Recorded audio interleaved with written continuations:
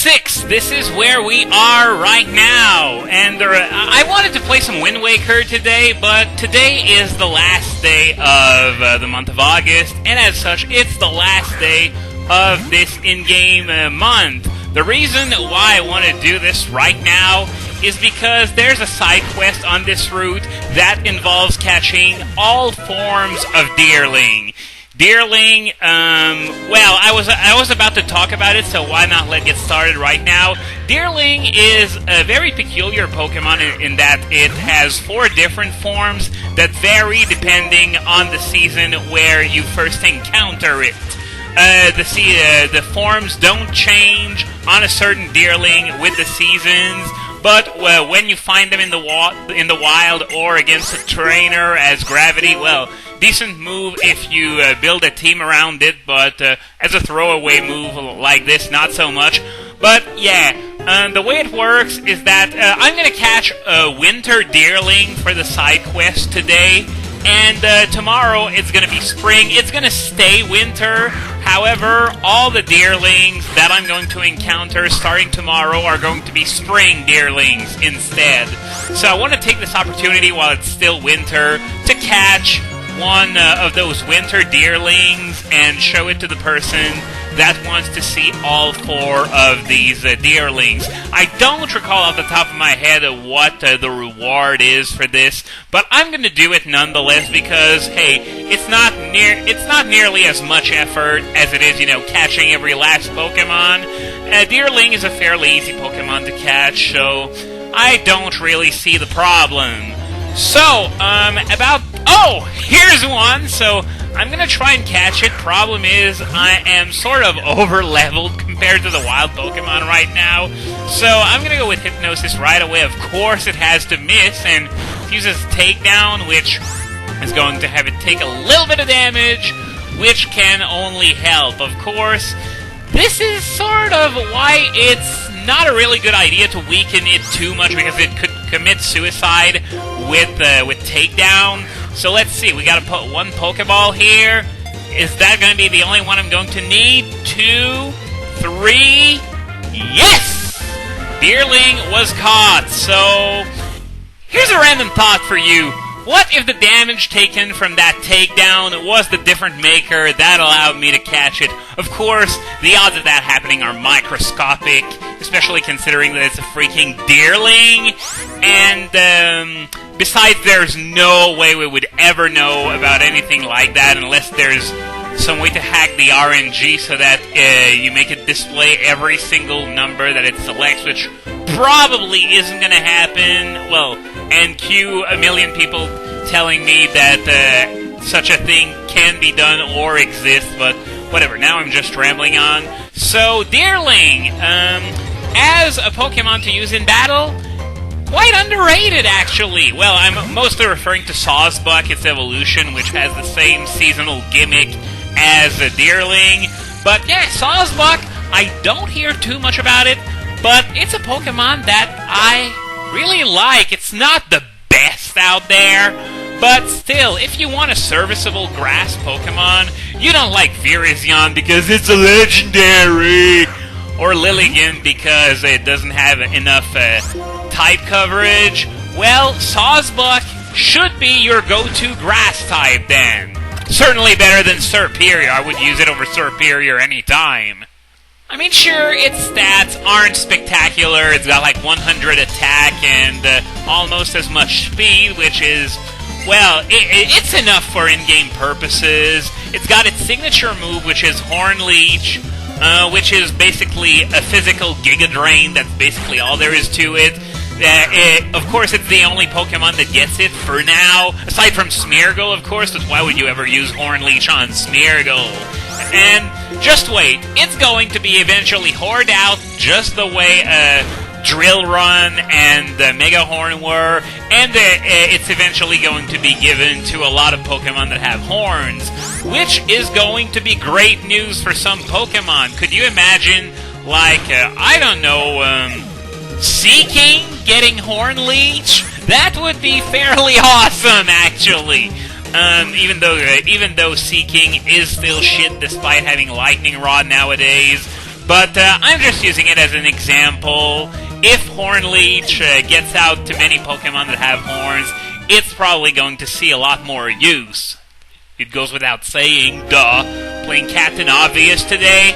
And it's also got a few other moves than the Grass and Normal for coverage. It's got Jump Kick, which is very good to not get walled by steals. It's got Mega Horn. It's even got Wild Charge if you want to go that way.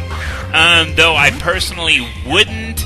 But yeah, it's also got Sap Sipper, which gives it a great synergy with the Water-type Pokemon that may be faced with potential Grass moves. Of course, that's what Mega Horn is there for. You attract a Grass attack to help to increase Sawsbuck's attack with Sap Sipper, and then you murder it with Mega Horn. It's as simple as that.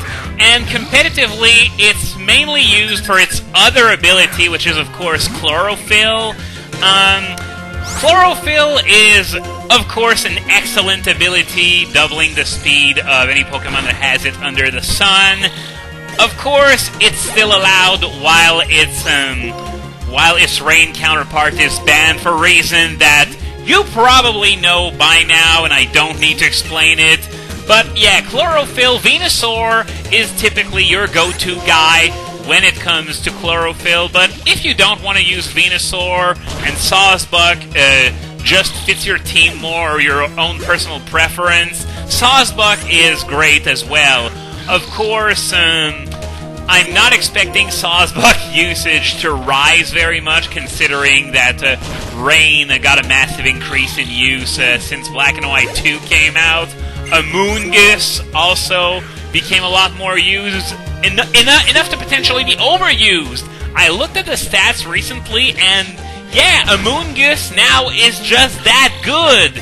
And it's a nice segue in a way, because Amoonguss is also another Pokemon that can be found on this route. Well, Foongus can be found, but it evolves into Amoonguss. Really, Regenerator, which is found in the Dream World, did absolute wonders for Amoonguss.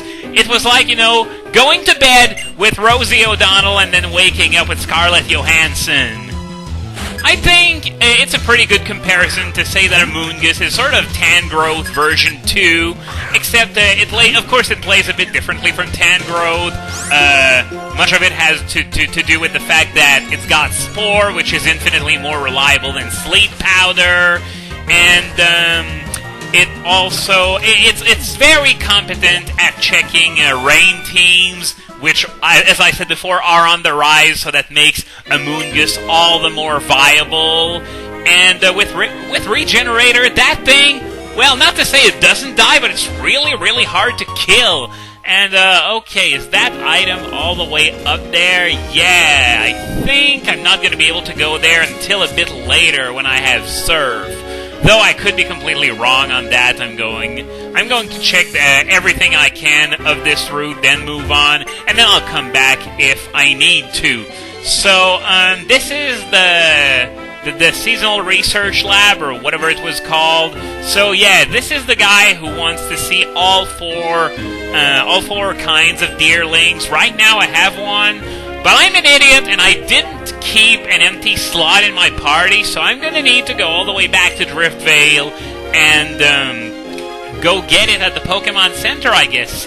Seriously, they couldn't even give us a PC in this building? Anyway, I was talking about Amoonguss. Its biggest downfall is that its move pool, beyond Spore and Giga Drain, is just not all that good, whereas Tangrowth has at least a few moves to choose from. But Amoonguss, does one thing, and it does it very well enough to maybe warrant a place in your overused team.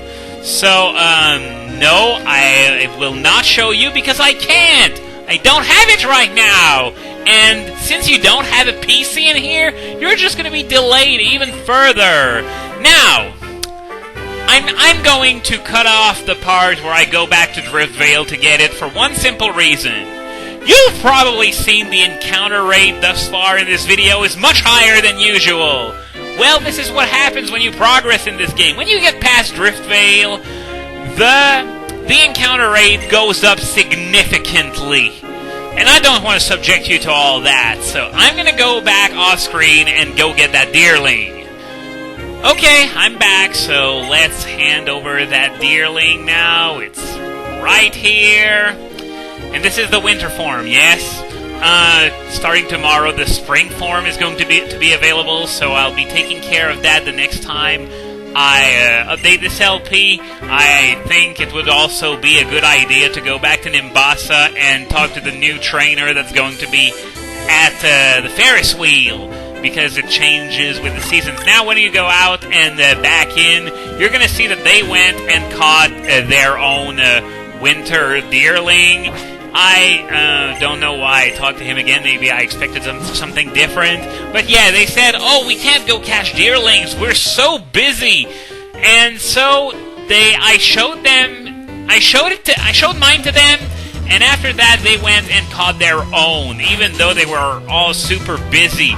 So why is it that they needed me to show it to them in order to motivate them to go catch a winter Deerling? It doesn't make any goddamn sense. Great.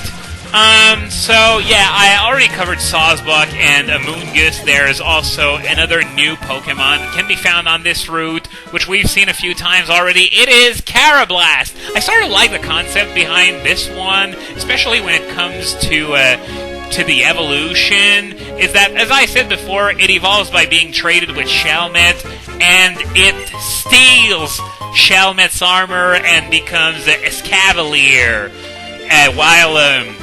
while Shelmet evolves into a shellless Pokemon called Axelgore. And, as you probably noticed, yeah, Foongus and Amoonguss are modeled after Pokeballs. However, they are ever so slightly less bland than Voltorb and Electrode were, because instead of being just giant Pokeballs, they're mushrooms colored after Pokeballs.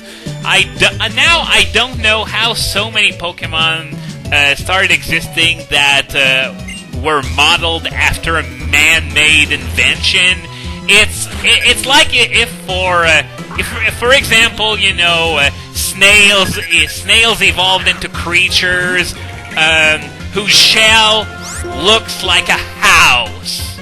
That would pretty much be the equivalent. So yeah, I was talking about Escavalier. I like its design, and what they attempted to do as far as battle prowess goes is that they were trying to go for a bulkier but slower Scizor. Unfortunately, it has none of the other things that make Scizor so great. No bullet punch, for instance, though its Iron Head does hurt like hell, and it has access to Mega Horn. So in terms of dual stab, even if it has no priority, it's in good position. Unfortunately, the problem is that it's got like Pursuit and Return to round out its moveset, so yeah, the move pool on that thing is absolutely barren, unfortunately. Nonetheless, for some reason, this is one of the Pokemon, and yes, I know I'm saying that there are some Pokemon that are less powerful, that I still have a soft spot for, and this Cavalier is one of them. And of course, its move pool is barren, but perhaps the worst thing about it is that, on top of that, it's stuck in the same typing as Scizor, Fortress, and Geneset. Ouch! And it also has a similar typing to Ferrothorn. And, well, those four are just that good. So there's no room for Escavalier anywhere. There's just no niche, unfortunately. So, yeah, pretty sad story. Well, to be fair, I guess it works great in the lower tiers, but too bad I don't play much of the lower tiers to begin with, so I can't really use it all that much. And nature! Well, considering which season we're in, you might as well just scream the old classic ice! And, we're running out of time, so that's going to be all for today. Next time, we're going to hopefully complete Route 6 and get into Charged Stone Cave.